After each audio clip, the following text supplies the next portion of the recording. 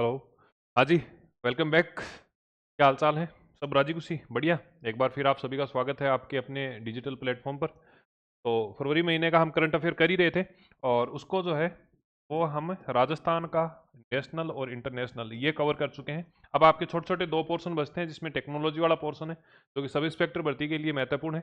अगर आप में से कोई साथी सब इंस्पेक्टर की तैयारी कर रहा है, फर्स्ट ग्रेड के लिए भी जो है वो टेक्नोलॉजी वाला पोर्शन अलग से सिलेबस में मेंशन कर रखा है। ठीक है। और वैसे भी करंट अफेयर के हिसाब से देखो, नाम देना नहीं देना वो एक अलग बात हो जाती है, पर टेक्नोलॉजी का जो पोर्शन करंट से रिलेटेड है वो करंट में पढ़ना ही पड़ेगा। अलग से मेंशन है तो वेल एंड गुड है, फिर भी पढ़ना चाहिए।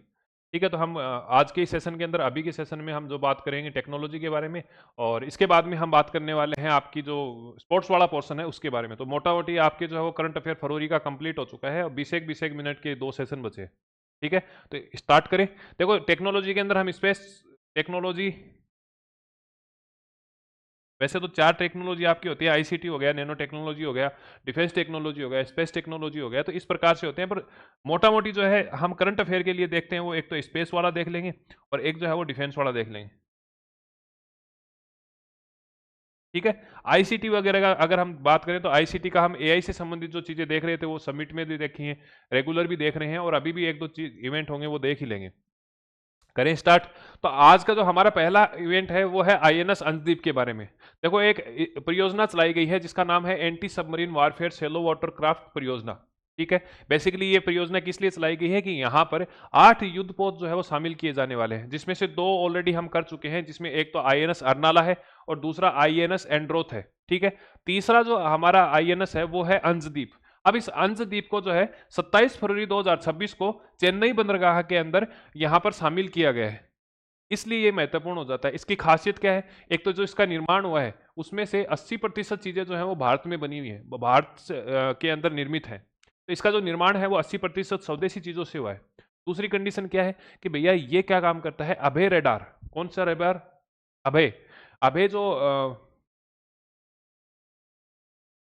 हाँ, अभय जो है, अभय सोनार से ये क्या करता है, लोडेड है। तो इसका मतलब ये है कि इसका जो सोनार सिस्टम है ये मजबूत है। और बेसिकली इन जो आईएनएस हैं इनका इस्तेमाल किस लिए किया जाता है कि भाई छोटे, तो मान लो कोई घुसपैठ कर रहा है, मैंने आपको बताया था पहले भी कि भाई अगर मान लो कोई घुसपैठ कर रहा है, अब मान लो कच्छ वाला जो इलाका है वहां पर इसको अगर तैनाती कर देते हैं, और बाहर से कोई भी मान लो कि आईएनएस वगैरह आता है या कोई छोटा पोत आता है, जहाज आती है, तो उसको एक तो ट्रैकिंग करने का काम ये करेगा, और इसको क्या कर देगा फिर, उसको हटाने का भी काम करेगा, क्योंकि इसको क्या बोलते हैं, डॉल्फिन हंटर के नाम से भी जाना जाता है। तो डॉल्फिन हंटर के नाम से किसे जाना जाता है? आईएनएस अंशदीप को जाना जाता है। ठीक है।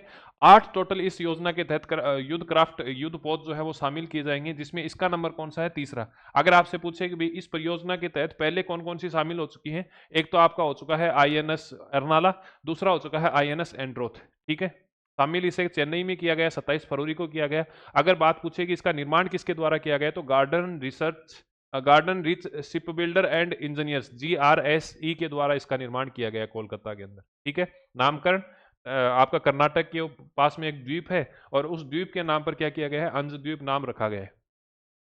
आगे बात समझ में। दूसरे पोत की अगर हम बात करें तो वो है कृष्णा।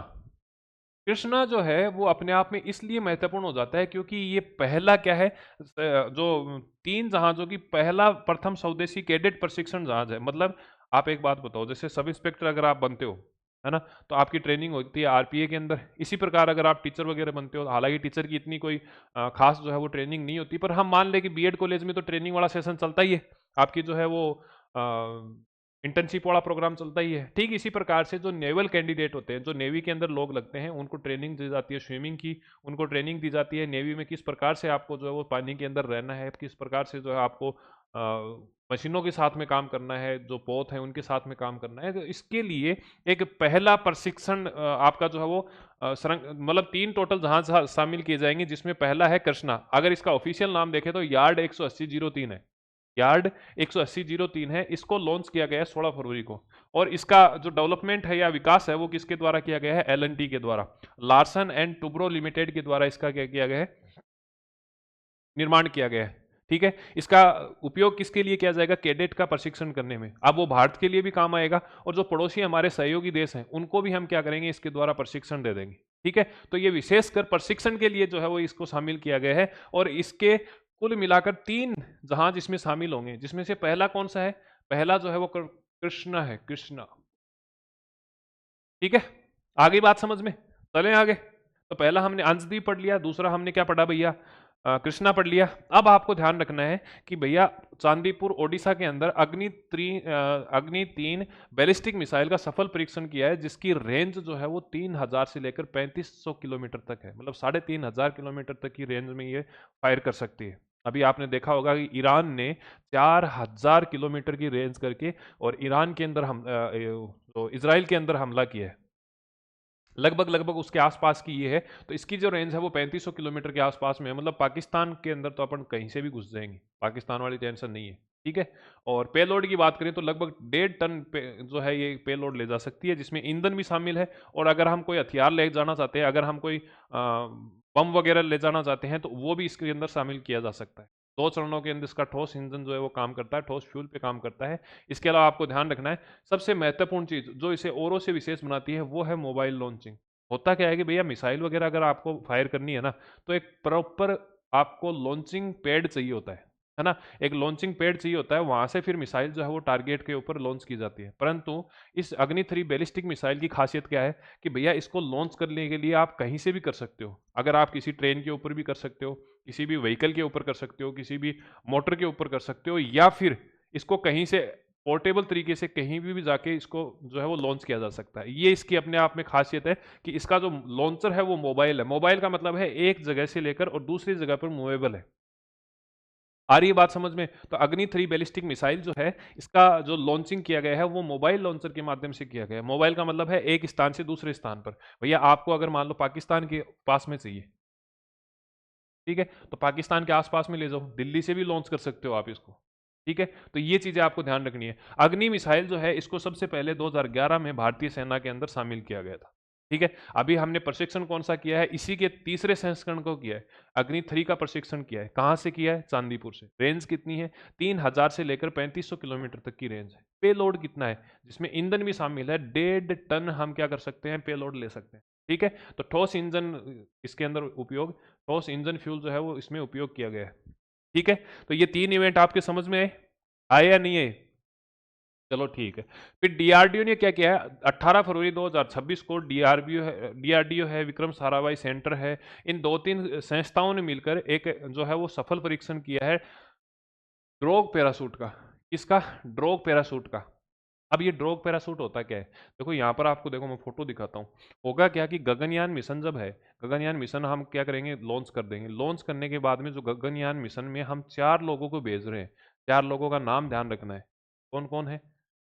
प्रशांत बालाकृष्णन नायर है, अजीत कृष्णन है, अंगद प्रताप है और शुभांशु शुक्ला है, जिनको अशोक चक्र से सम्मानित किया गया है। तो कमांडर शुभांशु शुक्ला हो गए, उसके बाद में अंगद हो गए, अजीत हो गए और प्रशांत बालाकृष्णन हो गए। इनको जो है वो हम गगनयान के तहत इस अंतरिक्ष में भेज रहे हैं। अब अंतरिक्ष में भेजने के बाद में वो वापस तो लैंड होंगे ना, लैंड होते समय उनकी सेफ लैंडिंग हो सके, इसके लिए हम जो है इस पैराशूट का इस्तेमाल करेंगे। आपको ये पैराशूट दिख रहा है, इसका इस्तेमाल करेंगे। और अभी हाल फिलहाल में चंडीगढ़ के अंदर इसी की जो है वो सफल लॉन्चिंग हुई है, जिसमें इसरो भी शामिल था, जिसमें डीआरडीओ भी शामिल था, जिसमें विक्रम साराभाई जो स्पेस सेंटर है उसके अधिकारी, वैज्ञानिक, साइंटिस्ट जो है वो भी इसके अंदर शामिल थे। सभी ने इसके साथ में मिलकर इस पर काम किया और सफल परीक्षण इसका रहा है। ठीक है, अब अगर बात करें दिनांक, तो 18 फरवरी चंडीगढ़ के अंदर इसका प्रशिक्षण हुआ है। इसमें आपको ध्यान रखना है, एक तो इसकी ये जो रिबन है ना, छोटी छोटी ये धारियां ऐसी दिख रही हैं, ये रिबन है, इसकी टेस्टिंग हुई है। पैरासूट की टेस्टिंग हुई है। अगर आप वीडियो देखोगे इसका, तो आपको पता चलेगा कि एक ट्रेन सा है और व्हीकल सा है, उसके पीछे बांध के उसको फुल स्पीड के साथ में जो है वो टेस्ट किया गया है। ठीक है, तो ये चीज ध्यान रखना है कि भैया कहां पर हुई है, चंडीगढ़ के अंदर। किसका हुआ है? ड्रोग पैरासूट का हुआ है। ठीक है, इसका काम क्या रहेगा कि अंतरिक्ष से वापस से जो क्रू मॉड्यूल आएगा, क्रू मॉड्यूल का मतलब है ये जो बॉक्स आएगा ना, इसमें बैठ के आएंगे वो वापस। तो इसके बैठ के आएंगे ना, तो इसका सफल परीक्षण हो जाए, लैंडिंग प्रॉपर तरीके से हो जाए। जनरली होता क्या है कि पानी के अंदर, महासागर के अंदर इसकी लैंडिंग होती है। अब जैसे ही वो वापस आएंगे ऊपर से नीचे की साइड में, तो आराम से पानी के अंदर लैंडिंग हो जाए। क्योंकि आपको याद होगा कल्पना चावला जी का सीन। कल्पना चावला जी जो है, उनका भी जो है वो लास्ट टाइम पे लैंडिंग के अंदर प्रॉब्लम आ गई थी और उस चक्कर में उनकी जो है वो निधन हो गया था।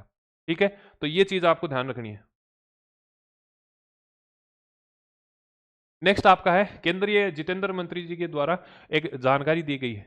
जानकारी कहाँ पर दी गई है? लोकसभा के अंदर, संसद के अंदर एक जानकारी दी गई है कि भैया स्पेस से संबंधित स्टार्टअप जो कंपनियां हैं उसके अंदर भारत बहुत बेहतरीन तरीके से काम कर रहा है। और मैं तो आपको ये बात बता रहा हूँ, जब से हमने देखो करंट अफेयर की क्लासेस स्टार्ट करी है, करंट अफेयर आप पढ़ रहे थे, मैं पढ़ा रहा था, पर जब एकदम बढ़िया तरीके से हम पढ़ रहे हैं ना, तब आपको ये पता चल रहा है कि भैया भारत के अंदर टेक्नोलॉजी को लेकर बहुत ज़्यादा जोर दिया जा रहा है। अब उसमें सबसे ज़्यादा तो एआई वाला है, और उसके बाद में दूसरा जो नंबर आता है वो स्टार्टअप आते हैं स्पेस टेक्नोलॉजी के अंदर। स्पेस टेक्नोलॉजी के बारे में ये बताया गया है कि 2014 में जो वर्तमान केंद्रीय सरकार ने स्टार्ट किया था अपना कार्यकाल, उस समय 2014 में केवल और केवल एक स्टार्टअप था जो अंतरिक्ष क्षेत्र में स्पेस टेक्नोलॉजी के क्षेत्र में काम कर रहा था। परंतु 2000 से लेकर 2025 तक ये स्थिति बनी है कि हमारा देश जो है वो लगभग 500 मिलियन डॉलर इन्वेस्ट कर चुका है स्पेस टेक्नोलॉजी स्टार्टअप के अंदर। जो संख्या एक थी वो बढ़कर अब कितनी हो गई है? 400 हो गई है। कितनी हो गई है? 400 हो गई है। ये चीजें समझ में आ रही है? एक से बढ़कर हम 400 पे आ गए हैं। और इसमें से भी अगर हम बात करें तो कुल उपग्रह जो है वो 135 उपग्रह हैं जो हमने लॉन्च किए हैं, जिसमें से अभी एक्टिवली काम को कितने कर रहे हैं? 56 कर रहे हैं, 56 कर रहे हैं। ठीक है। और 6 भारतीय गैर सरकारी संस्थाओं द्वारा, नॉन गवर्नमेंटल ऑर्गेनाइजेशन एनजीओ के द्वारा जो है यहाँ पर काम किया जा रहा है। ठीक है। 18 उपग्रह ऐसे हैं जो इनके द्वारा प्रक्षेपित किए गए। अब ये जानकारी जो है वो जितेंद्र जी ने तो दी है, पर मैंने आपको पहले भी कहा था कि भैया ये जानकारी तो आपको कहाँ पर मिल सकती है? इसरो की साइट पर भी मिल सकती है। ठीक है। इसरो की साइट पर भी अगर आप जाओगे ना, ऐसे ये चीजें मैं इसलिए बता रहा हूँ, देखो कोई भी टीचर नहीं बताता ये चीजें, मैं आपको बता रहा हूँ। आप, मैं तो हमेशा से कहता हूँ, देखो मैं आपको पढ़ाने के लिए पढ़ा रहा हूँ, पर आप मेरे को छोटा या बड़ा भाई मान सकते हो। ठीक है। अपन उसी हिसाब से पढ़ेंगे, आपको किस हिसाब से बेनिफिट हो सकता है, किस हिसाब से आपकी डिपेंडेंसी और लोगों पे कम हो सकती है, ये हम कोशिश करने वाले हैं। तो अगर आपको ये जानकारी, अब तो खैर मतलब लगभग मैगजीन में ही आ जाएगी ये, पर आप एक बार सोच के देखो कि आप खुद से जाओ ना, इसरो की साइट पे जाओ, मिशन पे जाओ। मिशन पे जैसे ही आप जाओगे तो आपको ये पता चलेगा, देखो 135 वाला और वो सारा डाटा आ जाएगा। ये रहा 134 डाटा है, इसमें अपडेट नहीं हुआ होगा तो 135 वाला हो गया। 18 सैटेलाइट हुई है, 434 फॉरेन लॉन्च हमने कर दिए हैं। ठीक है। तो ये सारी की सारी जानकारी जो है वो यहाँ पर आपको उपलब्ध मिलेगी। देखो इसमें ये भी दे रखा है कि 3 नैनो सैटेलाइट और एक माइक्रो सैटेलाइट भी हमने ये किया है। गगनयान के बारे में अगर आपको जानकारी चाहिए तो पूरी की पूरी जानकारी आपको यहाँ पर मिल जाएगी। देख लो, समझ रहे हो? तो ये सारी जानकारी जो है आपको यहाँ से मिल सकती है, जो कि जितेंद्र जी, आप जितेंद्र सिंह है जो केंद्रीय मंत्री हैं, उन्होंने दिए, टेक्नोलॉजी या फिर तकनीकी जो विभाग है उसके मंत्री हैं, साइंस और टेक्नोलॉजी के। ठीक है। फिर आपको ध्यान रखना है कि भैया आपका रक्षा मंत्री जी ने बेंगलोर के अंदर बीईएल, भारत इलेक्ट्रॉनिक्स लिमिटेड, जो कि भारतीय सरकार का उपक्रम है, बेसिकली ये जो है मुख्य रूप से इलेक्ट्रॉनिक्स, और उसमें भी फिर भारतीय सेना के लिए, भारतीय नेवी के लिए, भारतीय एयरफोर्स के लिए ये इक्विपमेंट बनाने का काम करता है। तो इनका एक मिसाइल इंटीग्रेशन फैसिलिटी, मतलब जो मिसाइल है उसको बनाना और बनाने के बाद में उसको इंटीग्रेट करना, उसको असेंबल करना, इस प्रकार की एक यूनिट बनाई गई है। और उस यूनिट या उस प्लांट का उद्घाटन किसने किया है? रक्षा मंत्री जी ने किया है। कहाँ पर इसकी स्थापना हुई है? तो बेंगलोर के अंदर हुई है। ठीक है। इसके साथ साथ में ही एक एआई पोर्टल का या एआई एक्सीलेंस उत्कृष्टता केंद्र का यहाँ पर इनोग्रेशन किया गया है रक्षा मंत्री जी के द्वारा। ठीक है। और BEL, Bharat electronics limited company के द्वारा अपनी अब एआई पॉलिसी जो है वो लॉन्च की गई है। एआई नीति जो है वो जो है वो लॉन्च की गई है। और ये तीनों के तीनों चीज किसके द्वारा किए गए हैं? रक्षा मंत्री जी के द्वारा। कहाँ किए गए हैं? बेंगलोर के अंदर किए गए। ठीक है। नेक्स्ट चले। नेक्स्ट आपको ध्यान रखना है कि भैया गोवा के मरीन जेट पावर इंडिया की नई वाटर जेट उत्पादन परीक्षण सुविधा का उद्घाटन किया है। क्या ये हमें पढ़ना चाहिए? देखो एक छोटा सा उदाहरण बताता हूँ। ये जो फैसिलिटी हमने स्टार्ट की है ना, कौन सी है? कि भैया वाटर जेट जो है उनका उत्पादन करना, उनका परीक्षण करना, और इसके लिए हम सुविधा उपलब्ध करा रहे हैं। एक प्लांट, एक जगह पर एक असेंबलिंग वगैरह पूरा यहाँ पर हो जाएगा, उत्पादन भी होगा, उत्पादन के साथ में यहाँ पर टेस्टिंग भी इसकी हो जाएगी। और इस प्रकार से फैसिलिटी उपलब्ध करवाने वाला भारत अपने आप में जो है वो चौथा देश है। ठीक है। सबसे पहले जो है वो, सॉरी, तीसरा देश है। तो अमेरिका इस प्रकार से काम करता है, मतलब वहीं तो वाटर जेट का उत्पादन, प्रोडक्शन कर रहा है और वहीं पर टेस्टिंग वगैरह हो रही है। इसके अलावा जो है साउथ कोरिया, ये दो ही देश ऐसे हैं जो इस प्रकार का काम कर रहे हैं। तो क्या हमें ध्यान रखना चाहिए? बिल्कुल रखना चाहिए। क्यों? क्योंकि अभी हाल फिलहाल के अंदर एक डॉकिंग और अनडॉकिंग का काम चला था स्पेस के अंदर। पहले दो यूनिट थी स्पेस के अंदर, उनको असेंबल किया गया और फिर वापस से उनको मतलब जोड़ा भी गया और हटाया भी गया। इस प्रकार से भारत जो है वो चौथा देश बना था। कौन सा देश बना था? चौथा। और ये क्वेश्चन पूछ लिया गया कि निम्नलिखित में से किस देश ने अभी तक अंतरिक्ष डॉकिंग में सफलता प्राप्त नहीं की है। तो आपसे ये भी तो पूछा जा सकता है कि किस देश ने निम्नलिखित में से नई वाटर जेट उत्पादन परीक्षण सुविधा का जो है वो इस्तेमाल किया है या नहीं किया है, या ऐसी सुविधा उपलब्ध करवाने वाले देश कौन कौन से हैं। तो उसमें आपको ध्यान रखना है, पहला अमेरिका है, दूसरा दक्षिणी कोरिया है और तीसरा कौन सा है? भारत है। फिर मैं आपको कह रहा हूँ प्रीवियस ईयर के क्वेश्चन करो, साथ साथ में एग्जाम पेपर देखते रहो। अब ये बताओ, ये अगर मान लो ये पोर्शन में हटा दूं तो हो सकता था मैं भी इसको छोड़ देता, पर ये पता कहाँ से चल रहा है कि ये इंपॉर्टेंट है? ये पता चल रहा है क्वेश्चन से। ये पता कहाँ से चल रहा है? इस क्वेश्चन से पता चल रहा है कि भैया यहाँ से क्वेश्चन तो पूछे जा रहे हैं। ये एग्जाम के ही क्वेश्चन की स्क्रीनशॉट है। ये इंग्लिश वाला हो गया और ये हिंदी वाला हो गया। ठीक है, चलें आगे। ठीक है, फिर उसके बाद में आपको ध्यान रखना है, जो अपना टीकाकरण अभियान चलता है ना, जो अपना वैक्सीनेशन का प्रोग्राम चलता है, उसके अंदर टिटनेस से संबंधित एक टीका लगता है, जिसको हम क्या बोलते हैं? इन शॉर्ट टीटी बोल देते हैं। अगर वैसे देखें तो टेटनस टॉक्साइड, टिटनस टॉक्साइड के नाम से ये हमारा इंजेक्शन लगता है बच्चों को, सभी को ही लगता है, पूरे देश भर में लगता है। अब हुआ क्या कि जो CRI कसोल है, जो कि हिमाचल साइड के अंदर है, तो वहाँ पर ऐसी स्थिति हो गई कि उन्होंने टिटनस के साथ साथ में एक ही दवाई में डिप्थीरिया के भी बचाव के उपाय डाल दिए। इसलिए अब जो वैक्सीनेशन प्रोग्राम है जो कि पूरे देश में चलता है, उसमें से टीटी वाला जो है, टेटनस टॉक्साइड, जो अपना इंजेक्शन था, जो वैक्सीनेशन था, उसको हटाकर अब टीडी डाल दिया। मतलब टीटी था पहले, उस टीटी को हटाकर कितना टीडी कर दिया। तो ये क्या करेगा? टिटनस और इसके साथ साथ में एडल्ट डिप्थीरिया, इन दोनों की वैक्सीन का काम करने वाला है। एक ही इंजेक्शन होगा, दो रोग से मुक्ति मिल जाएगी। ठीक है, तो ये ध्यान रख लेना। किसके द्वारा बनाया गया है? CRI कसौली के द्वारा बनाया गया। इनोग्रेशन किसने किया है? तो केंद्रीय स्वास्थ्य मंत्री JP नड्डा जी के द्वारा फरवरी 2026 में इसका इनोग्रेशन किया गया। ठीक है, तो ये चीजें आपको ध्यान रखना है। नेक्स्ट आपका है सुजविका पोर्टल। देखो, सुजविका पोर्टल जो है वो जैव प्रौद्योगिकी विभाग द्वारा बनाया गया है। जैव प्रौद्योगिकी विभाग का 40वां स्थापना दिवस था 24 फरवरी 2026 को। कौन सा स्थापना दिवस है? 40वां स्थापना दिवस। ठीक है, अब इस दिन इन्होंने क्या किया है कि अंतरिक्ष राज्य मंत्री जितेंद्र सिंह जी के द्वारा एक जो है वो इनोग्रेशन करवाया गया है सुजविका पोर्टल का। यह पोर्टल जो है वो सांख्यिकी डिजिटल इंटेलिजेंस प्लेटफॉर्म है। ठीक है, अब ये काम क्या करेगा? बायोटेक्नोलॉजी से संबंधित जितने भी उत्पाद इंपोर्ट किए जाते हैं अपने देश के अंदर, तो जैव प्रौद्योगिकी उत्पाद आयात डेटा है, इसको क्या करेगा? सुव्यवस्थित तरीके से प्रदर्शित करने का यहाँ पर काम करने वाला है। इसके द्वारा लॉन्च किया गया है। तो जैव प्रौद्योगिकी विभाग द्वारा तो बनाया गया है, और जो आपका जितेंद्र सिंह जी हैं, जो मंत्री हैं साइंस टेक्नोलॉजी और स्पेस टेक्नोलॉजी के, उनके द्वारा इसको इनोग्रेट किया गया है। ठीक है, डेवलप किसने किया? मतलब ये पोर्टल किसके द्वारा बनाया गया है? तो ABLE के द्वारा जो है ये बनाया गया है, सहयोग के द्वारा। और बाकी मेन जो डिपार्टमेंट है वो कौन सा है? जैव प्रौद्योगिकी विभाग है। आगे बात समझ में? तो ये कुछ छोटा सा सेशन था, अगर आप कहो तो 2 मिनट के अंदर इनको रिवाइज कर लें क्या? सबसे पहले INS अंशदीप 80% स्वदेशी निर्माण से है, और अभय जो है वो आपका रेडार इसके अंदर लागू किया गया था।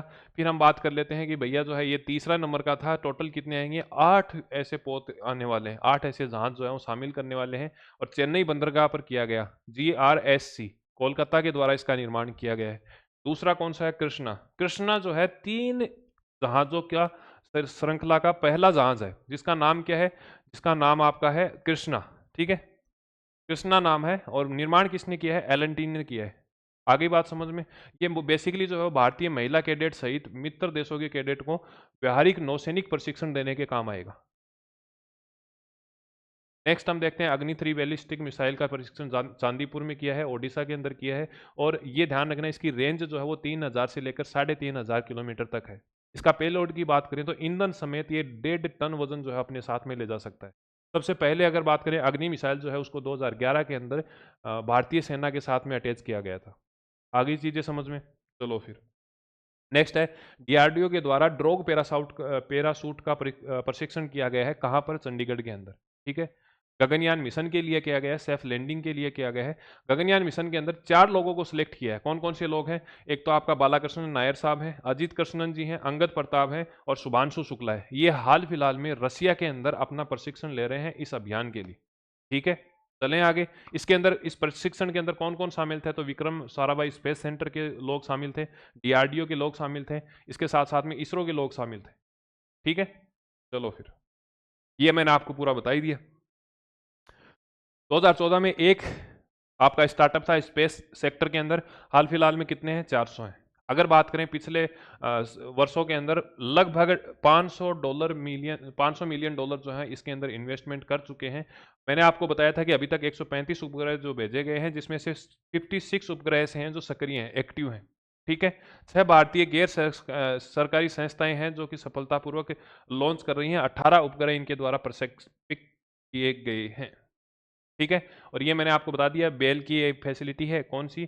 मिसाइल इंटीग्रेशन फैसिलिटी, ये बेंगलुरु के अंदर इनोग्रेट किया है। इसके साथ साथ में इन्होंने एक पोर्टल लॉन्च किया है जो कि आपका एआई उत्कृष्टता केंद्र के आधार पर काम करने वाला है। ठीक है। औपचारिक नीति यहाँ पर लॉन्च करी है इसकी, बेल की। ठीक है। और मैंने आपको बताया कि नई वाटर जेट उत्पादन परीक्षण और सुविधा जो है वो आपकी भारतीय तटरक्षक बल के महानिदेशक परमेश शिवमणि के द्वारा गोवा के अंदर जो है इसका इनोग्रेशन किया गया है। ऐसा करने वाला भारत तीसरा देश बना है। पहला अमेरिका है, दूसरा साउथ कोरिया है और तीसरा भारत है।